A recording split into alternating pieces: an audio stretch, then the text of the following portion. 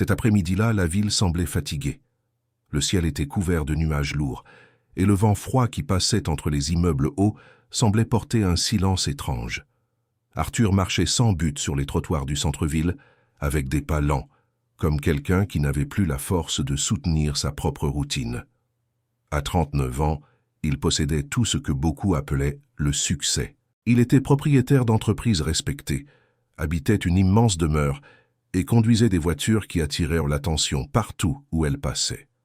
Pourtant, il y avait en lui un vide qu'aucun luxe ne parvenait à combler.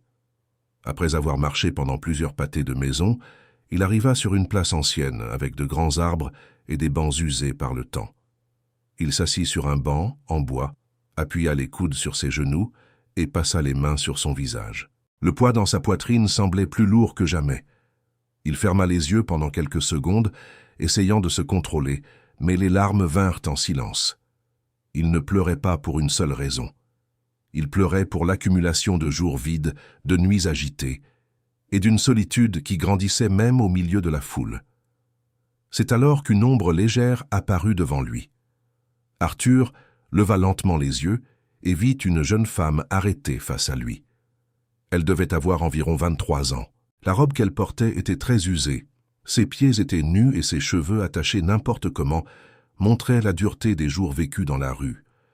Pourtant, il y avait quelque chose dans son visage qui attirait l'attention.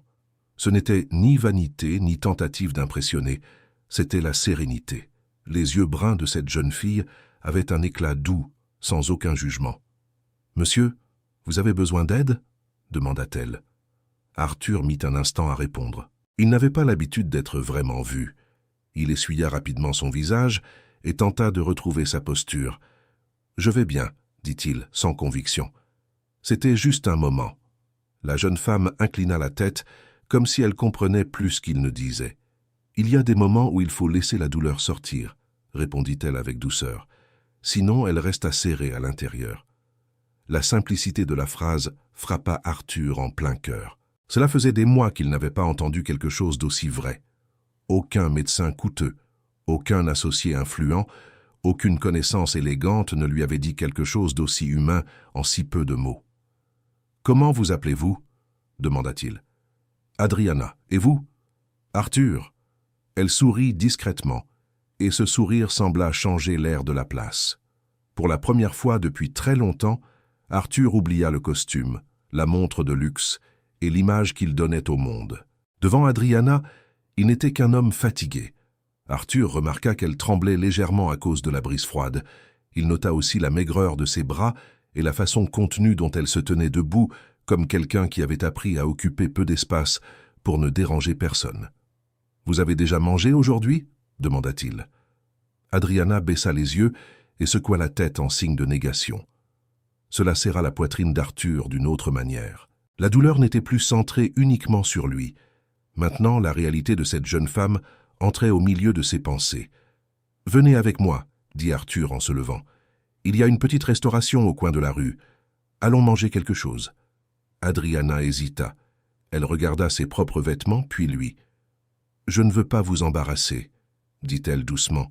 « Ces endroits n'aiment pas beaucoup les gens comme moi. » Arthur ressentit un profond malaise. Ce qui faisait le plus mal n'était pas la phrase, mais l'habitude qu'elle contenait.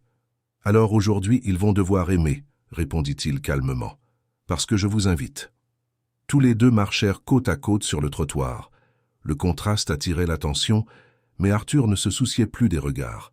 Ils entrèrent dans une petite restauration simple, qui sentait le café frais et le pain chaud. Le propriétaire lança un regard rapide à Adriana, mais la présence ferme d'Arthur suffit à empêcher tout commentaire. Ils s'assirent auprès de la fenêtre. Arthur commanda des sandwichs, des salés, du jus, du café et quelques desserts. Adriana écarquilla les yeux en voyant la table se remplir. « Vous n'aviez pas besoin de tout ça, » murmura-t-elle.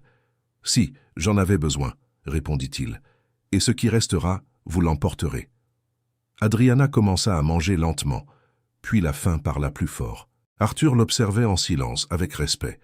Il y avait des marques claires d'une vie difficile, mais aussi une délicatesse rare.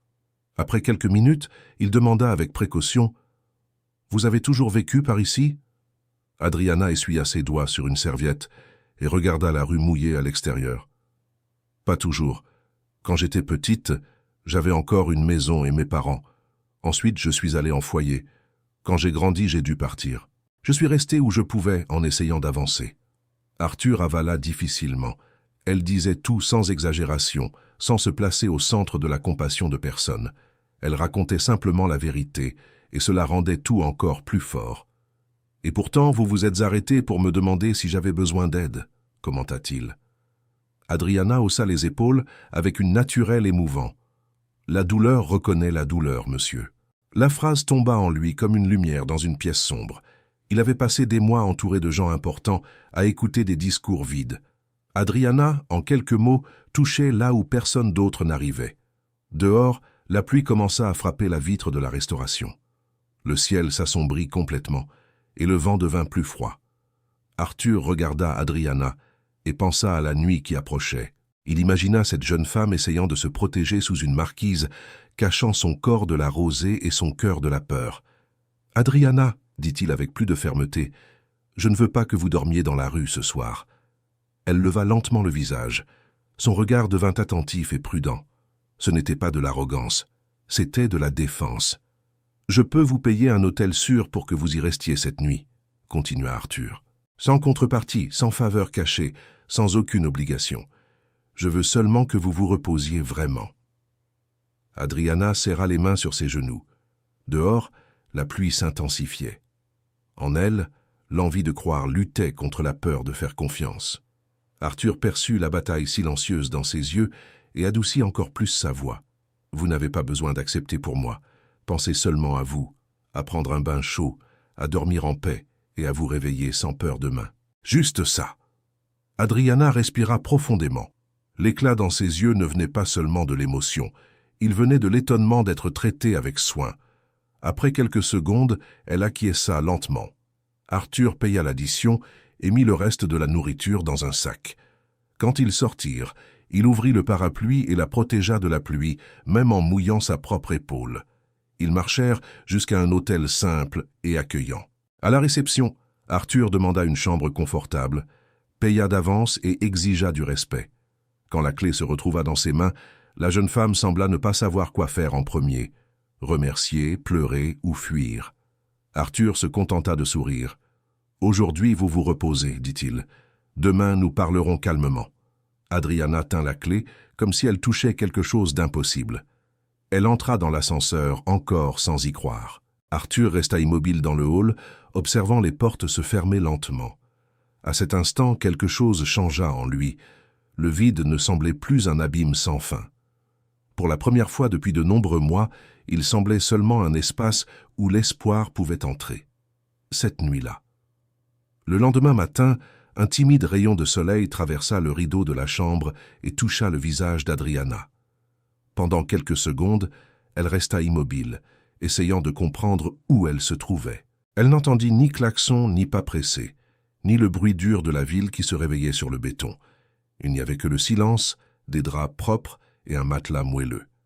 Elle s'assit lentement sur le lit, passa la main sur la couverture et respira profondément. De l'autre côté de la ville, Arthur se réveilla également différent. Il se leva tôt, mais sans la sensation lourde qui l'accompagnait depuis des mois. Il marcha jusqu'à la fenêtre de la chambre de la demeure et observa le jardin humide de la pluie de la veille. Pour la première fois depuis très longtemps, il ne pensa pas d'abord aux réunions de la journée, aux rapports de l'entreprise ou aux exigences qui l'entouraient. Il pensa à Adriana. Il pensa à savoir si elle avait bien dormi, si elle avait mangé quelque chose, si la chambre avait été suffisante pour rendre un peu de paix à cette vie marquée par l'abandon. Sans perdre de temps, il prit une douche, mit des vêtements simples et sortit. En chemin, il s'arrêta dans un magasin et acheta des robes, un pull chaud, des chaussures confortables et quelques articles d'hygiène. Il choisit tout avec soin, évitant les pièces voyantes. Il voulait offrir de la dignité, pas de l'ostentation. Quand il arriva à l'hôtel, vers 9 heures du matin, il monta avec les sacs dans les mains et frappa doucement à la porte de la chambre. Adriana mit quelques secondes à ouvrir. Quand elle apparut, elle portait le peignoir de l'hôtel et gardait les cheveux attachés en arrière. Son visage lavé révélait une beauté sereine que l'usure de la rue avait cachée. En voyant Arthur là, avec un sourire contenu et des sacs dans les mains. Ses yeux se remplirent de surprise. « Bonjour, dit-il. J'ai apporté quelques affaires pour vous. J'espère ne pas être indiscret. » Adriana ouvrit davantage la porte et lui laissa de l'espace pour entrer. « Vous avez déjà fait beaucoup pour moi, » répondit-elle doucement. « Je ne sais même pas comment vous remercier. » Arthur posa les sacs sur le lit et secoua la tête. « Vous n'avez pas besoin de me remercier maintenant. Je veux seulement que vous vous sentiez à l'aise. » Elle prit les vêtements neufs avec un mélange de soin et d'étonnement. Puis, elle alla dans la salle de bain pour se changer. Quand elle revint, portant une robe simple et des chaussures fermées, Arthur resta silencieux pendant un instant. Non pas à cause des vêtements, mais à cause du changement dans son expression. Il y avait encore de la prudence, mais aussi un timide trait de confiance qui apparaissait. Ils descendirent pour le petit déjeuner de l'hôtel. Ils s'assirent à une table plus réservée, près du mur vitré qui donnait sur la rue. Pendant qu'ils mangèrent du pain, des fruits et du café chaud, ils parlèrent plus librement que la veille. Adriana raconta de petits souvenirs d'enfance, parla du foyer où elle avait passé une partie de son adolescence et des manières qu'elle avait trouvées pour avancer sans perdre sa gentillesse. Arthur écouta tout avec attention. En échange, il confessa qu'il se sentait entouré de gens et en même temps seul à l'intérieur d'une vie qui semblait trop prête à l'extérieur et trop vide à l'intérieur. La conversation fut interrompue par la sonnerie de son téléphone. C'était l'avocat de l'entreprise. Un problème urgent exigeait sa présence immédiate au siège. Arthur répondit, écouta en silence et raccrocha avec un visage tendu. « Je dois régler une question importante, » dit-il, en regardant Adriana dans les yeux. « Mais je reviens aujourd'hui même. C'est une promesse. » Elle força un sourire, bien que l'ancienne peur se soit réveillée à nouveau. Arthur le remarqua, prit sa main pendant un instant et répéta « Je reviens ». Puis il partit. À l'entreprise, la froideur de l'environnement le frappa comme avant, mais maintenant il voyait tout avec un autre regard. La salle de réunion, les hommes en cravate, la dispute pour les chiffres et les avantages, les paroles dures dites sans aucune humanité. Pendant des années, Arthur avait appelé cela normal. Ce matin-là, cela lui parut absurde. Il résolut le problème rapidement, accepta des pertes financières qui autrefois l'auraient empêché de dormir et mit fin à la discussion sans patience pour les jeux d'ego. L'argent n'occupait plus le même trône dans son esprit. Pendant ce temps, à l'hôtel, Adriana essayait de s'habituer à l'idée d'appartenir même temporairement à un espace sûr. Mais en sortant de la chambre et en traversant le couloir, elle reçut le même type de regard qu'elle avait appris à craindre. Dans l'ascenseur, une cliente élégante lui lança un mépris silencieux de ceux qui blessent sans avoir besoin de cris. Cela suffit pour que l'ancienne insécurité revienne entière. Dans la chambre, Adriana enleva les vêtements neufs, les plia avec soin et remit une fois de plus les pièces usées conservées dans un sac. Elle se convainquit qu'elle ne devait rien attendre. Il valait mieux partir avant que le rejet ne vienne de qui elle voulait le moins perdre. Quand Arthur revint à l'hôtel, il monta les escaliers sans attendre l'ascenseur. Il trouva la porte entr'ouverte. Il entra et vit Adriana prête à partir, le regard baissé et les vêtements du passé à nouveau sur son corps. « Que s'est-il passé ?» demanda-t-il, contenant son propre désespoir. Elle essaya de s'expliquer sans pleurer, mais sa voix faillit. « Cet endroit n'est pas pour moi, ni votre monde. » Arthur s'approcha calmement. Il n'y avait pas de pitié sur son visage, seulement la vérité. « Mon monde ne m'a jamais sauvé, » dit-il. « C'est vous qui m'avez atteint, sur cette place. » Adriana leva les yeux. « Je n'ai rien à offrir. »« Si, vous avez, » répondit-il. « Vous avez du courage, de la compassion et une lumière que je ne trouvais plus depuis longtemps. » Le silence qui suivit ne fut pas vide. Ce fut de la compréhension. Adriana respira profondément, laissa le sac par terre et accepta de rester. Cette fois, Arthur ne voulut plus la laisser là. Il paya la note de l'hôtel, prit les vêtements et l'emmena découvrir sa maison. Pendant le trajet, il parla sans formalité. Il raconta que la demeure était bien trop grande pour quelqu'un de seul et que, malgré le luxe, il y régnait une froideur qui le fatiguait. Adriana écouta en silence, regardant la ville par la fenêtre de la voiture. À l'intérieur de la maison, ils furent accueillis par Helena, la gouvernante. La dame se montra correcte, bien que surprise par la présence inattendue de la jeune femme. Arthur insista pour la présenter avec respect et demanda que la chambre d'amis soit préparée. Helena acquiesça et perçut que quelque chose d'important était en train de se passer. Ce soir-là, ils dînèrent ensemble à une table bien trop grande pour deux. Arthur, gêné par la distance entre les chaises, tira la sienne plus près d'Adriana. Le geste brisa la rigidité de la maison. Helena observa tout en silence, remarquant peut-être pour la première fois que le patron recommençait à sembler vivant. Après le dîner, Arthur lui montra la terrasse, la piscine et le jardin illuminé. Adriana regardait tout avec un étonnement contenu, mais ce n'était pas le luxe qui la touchait. C'était la possibilité d'être dans un endroit sans peur. Ils s'assirent côte à côte, écoutant le vent passer entre les arbres. Pendant quelques minutes, personne ne parla. Ce n'était pas nécessaire. La présence de l'un et de l'autre en disait déjà beaucoup. Avant de se retirer, Arthur la conduisit jusqu'à la chambre et s'arrêta à la porte. « Reposez-vous, demanda-t-il. Ici, personne ne vous chassera demain. » Adriana tint la poignée et, avant d'entrer, le regarda avec une émotion sereine. « Cela fait longtemps que personne ne m'a donné une bonne certitude. » Arthur répondit seulement par un sourire sincère. Dans cette immense maison, pour la première fois depuis des années, il y avait assez de chaleur humaine pour vaincre le silence. Dans les jours qui suivirent, Adriana commença à étudier avec les livres de la bibliothèque. Helena attendrit son cœur et Arthur réduisit le rythme de ses entreprises pour vivre ce qui importait vraiment. Le lien entre eux deux grandit avec respect, gratitude et soin. Des mois plus tard, ils transformèrent une partie de sa fortune en un centre d'aide pour les personnes sans domicile, offrant abri, nourriture et opportunités.